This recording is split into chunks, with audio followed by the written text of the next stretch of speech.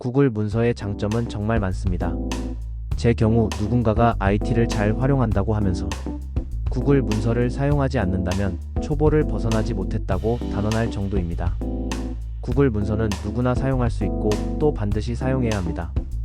구글 문서의 가장 큰 장점은 내 컴퓨터나 스마트폰이 아닌 구글의 클라우드인 구글 드라이브에 저장되어 잃어버릴 염려 없이 사용할 수 있다는 것입니다. 또 인터넷에 접속할 수 있는 기기, 즉 스마트폰, 컴퓨터, 태블릿 등 내가 가진 다양한 기기로 접속하여 새로운 글을 작성함은 물론 수정, 삭제도 가능합니다. 또 가장 큰 장점인 말로 글을 쓸 수 있다는 것과 파일 형태가 아닌 인터넷 주소 링크로 저장되어 쉽게 전송할 수 있다는 것입니다. 그런데 세상 모든 것이 그렇듯 아쉬움도 있었습니다. 그 대표적인 것이 내가 글을 보내면 그걸 몇 명이나 읽었는지 확인할 수 없다는 것입니다.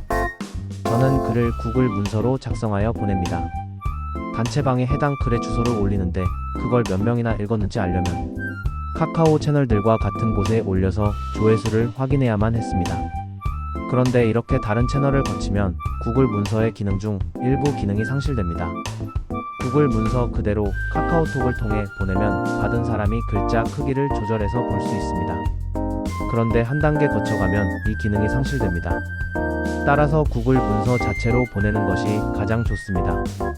또 하나의 불편은 구글 문서에서 만든 링크의 길이가 아주 길다는 것입니다. 물론 받은 사람은 그 링크를 그대로 누르기만 하면 되니 어쩔지 모르지만 보기에 적합하지는 않습니다. 그래서 저는 그 링크를 줄이는 비틀이라는 사이트를 사용합니다. 물론 제 경우 사용량이 많아 유료 회원에 가입해서 사용하지만 여러분의 경우 유료 회원까지 가입하실 필요는 없습니다. 어쨌든 이 비틀리를 사용하면 긴 URL을 짧게 단축해줍니다. 그런데 이 비틀리에 해당 URL의 조회수를 아는 기능이 있습니다. 그걸 이용하면? 예, 그렇습니다. 제가 그토록 알고 싶어 했던 내 구글 문서의 조회수를 알 수 있는 것입니다. 세상에 길이 오직 하나만 있지 않습니다.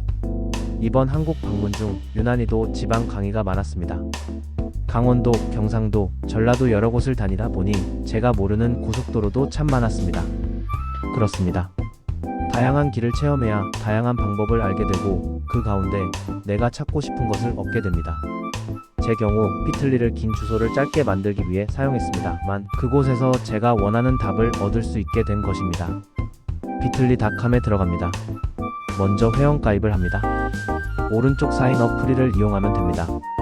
회원가입을 쉽게 하려면 구글로 가입하기를 이용하면 됩니다. 회원가입이 끝나면 바로 사용할 수 있습니다.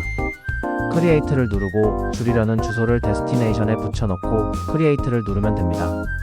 분석은 비틀리 홈페이지의 왼쪽 메뉴에서 확인하면 됩니다.